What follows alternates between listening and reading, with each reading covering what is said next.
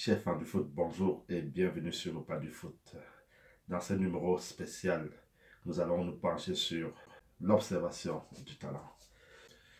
Quand on part observer un talent, il s'agit d'un jeune quelconque. Très souvent, il peut arriver que tu sois en train de promener dans les rues, comme c'était très souvent en Afrique. Quand te promenant, tu peux voir un groupe de jeunes en train de jouer. Tu leur accordes peut-être 5 minutes, 5 à 10 minutes pour voir s'il y a quelque chose d'intéressant. Le football, tout le monde aime voir le foot, tout le monde aime le talent. Et du coup, euh, tu vois qu'un enfant ne fait que répéter les mêmes choses ou bien les bonnes choses. Ses décisions sont bonnes, ça conduit des balles, ça frappe. Du moins, ça fait plaisir au moins de regarder cet enfant. Alors, voilà celui qu'on peut appeler talent. C'est ce genre de jeune que les recruteurs ou bien les observateurs cherchent afin de les mettre dans les meilleures conditions pour essayer de exploiter ou bien de toucher leur potentiel.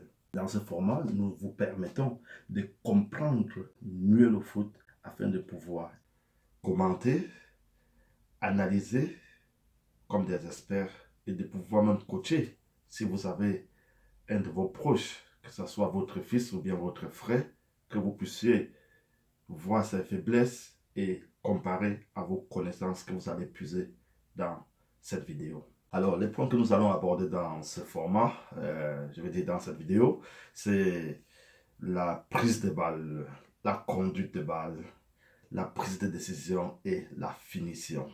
Voici les points euh, qui peuvent permettre de comprendre beaucoup de choses sur un talent. Il suffit très souvent, très souvent, peut-être d'une action ou bien de deux actions pour voir si un joueur a quelque chose. Donc c'est ça. Avant la prise de balle, il faut d'abord faire savoir à ton coéquipier que tu veux le ballon, tu ne te caches pas, tu veux faire bouger les lignes. Et ensuite, c'est la prise d'information. Il s'agit de regarder, jeter un coup d'œil dans l'espace que tu comptes exploiter. Si tu dois anticiper, si tu dois, bon, avec quelle technique tu dois atteindre ton objectif dans l'espace. Et par la suite, c'est la communication entre toi et ton coéquipier. Tu dois le mettre sous pression, tu dois lui faire savoir que tu veux faire quelque chose que tu veux. Tu dois te montrer exigeant, tu dois te montrer concurrent et ambitieux. La prise d'information, c'est l'espace que tu veux attaquer. Est-ce que cet espace n'est pas bouclé? Ça se fait souvent par un coup d'œil à gauche ou bien à droite, ça dépend de la position. Et alors, après cette prise d'information, tu dois maintenant communiquer avec ton partenaire qui a le ballon. La communication, ça peut être gestuelle, ça peut être vocal.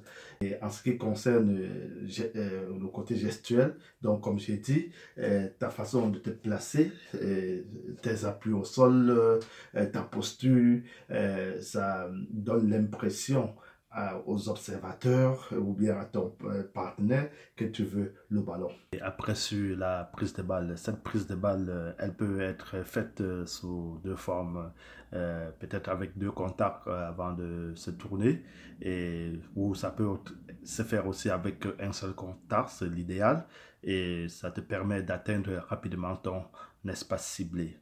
Premier toucher de ballon, si tu veux rejoindre un espace, ça doit être orienté vers cet espace. Et c'est aussi très bien si ça se fait en un seul toucher. Voilà. Donc si ça se fait en un seul toucher. Et là, si tu parviens à faire pareil, c'est la meilleure des choses. Tu n'auras pas perdu du temps et tu auras débarrassé de plusieurs formes de pression que nous en parlerons un peu plus tard. Et maintenant, au niveau de la conduite de balle. Donc, ayant pris le ballon et ayant fait ta première touche, premier toucher de ballon, tu dois maintenant conduire ton ballon. Ta façon de conduire le ballon fait la différence. Quand tu conduis le ballon est n'est pas loin de ton pied pour que tu puisses changer de rythme, pour que tu puisses changer de tempo, pour que tu puisses changer de direction. Voilà. Alors, cette conduite de balle, c'est aussi la spécialité pour les talents. Si c'est fait ainsi que j'ai décrit, alors vous êtes sur le bon chemin. Après vient la prise de décision. La prise de décision, c'est le sommet. C'est le choix entre la passe, le dribble, la frappe ou bien temporiser le ballon. C'est différents points.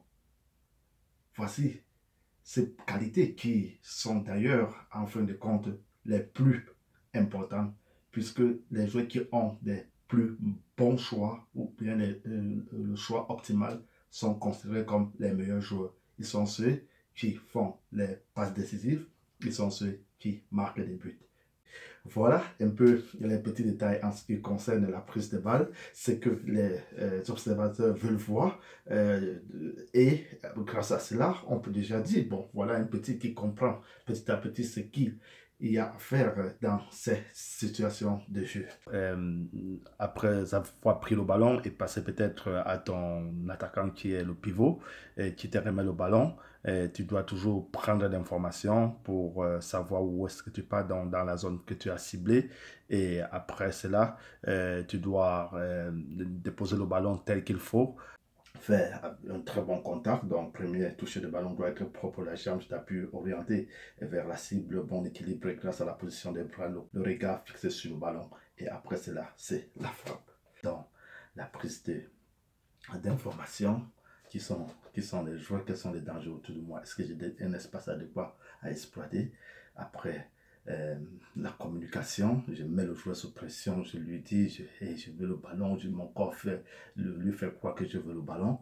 Et après, dès que ce ballon vient, qu'est-ce que je fais?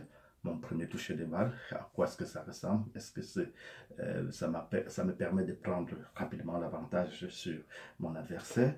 Et après cela, la conduite de balle. Est-ce que la conduite de balle est bien? Est-ce que le ballon est dans mes pieds afin que je puisse donner un rythme au jeu?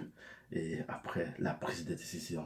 La passe, est-ce que c'est une passe qui arrive au même moment que mon partenaire ou bien je lui donne en retard, je lui donne dans le dos? Et si c'est le tir, est-ce que le tir est vraiment tendu? Est-ce que j'ai une maîtrise? Parce qu'à partir de ton tir, on peut maîtriser, on peut voir si ton fitness est aussi bien. Est-ce que tu es déjà prêt pour jouer au haut niveau?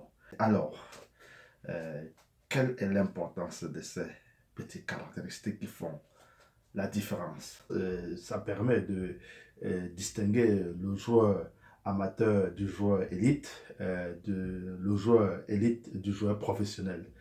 Et c'est pour cette raison que, au cours de l'observation des talents, il y a juste ces petits détails à observer, je vais dire à prendre en considération et donc, en se basant sur ce que fait un jeune footballeur, on peut peut-être se dire que bon, ce jeune, en lui donnant un peu du temps, en le soumettant à un travail spécifique et méthodique, ou bien en le mettant dans un cadre assez professionnel, il peut se développer rapidement et tenir aussi bon dans ces milieux. Et voilà un peu ces petits détails qui nous permettent de juger l'état ou bien le niveau d'un footballeur. Parce que, bon, très souvent, quand on regarde chez les amateurs, il y a des joueurs qui font souvent beaucoup de mouvements avec le ballon. Et parfois même ils s'imposent, mais un peu dans l'ensemble, si on veut analyser ce qu'ils ont fait, on verra que vraiment ce n'est pas assez suffisant pour tenir au haut niveau, et ce n'est pas assez suffisant pour jouer contre ceux qui savent déjà ce qu'on doit faire, ça veut dire niveau professionnel ou bien élite plus, je dirais aussi ça. Donc,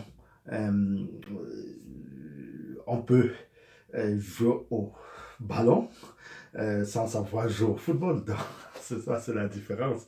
On peut bien savoir jouer au ballon sans savoir jouer au foot. Donc, faire les bruits, ce n'est pas tout. Il faut une idée derrière, il faut un concept. Et dans ce concept, il y a de la qualité et non la quantité. En conclusion, je reviendrai encore sur tous les points que j'ai énumérés. Et c'est un peu ça que nous, en tant que formateurs, en tant qu'experts, on aimerait voir d'un footballeur. Certes, ce ne sont pas toutes les qualités pour aller au très haut niveau, car n'oublions pas que le côté athlétique demeure le côté le plus important. Et après ce côté athlétique vient le côté mental, qui est d'ailleurs le dernier hack, pour ne pas dire dernier obstacle pour les footballeurs, car il y a certains qui savent très bien jouer, mais qui n'ont pas le courage, ni la résilience et encore plusieurs autres détails dans le mental pour aller au très haut niveau.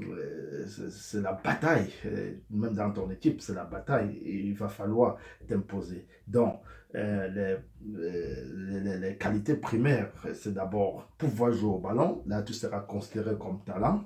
Après, ces qualités primaires viennent le côté athlétique. Ici, le mental vient s'associer à ces qualités. Ce que vous êtes prêt pour jouer au très haut niveau.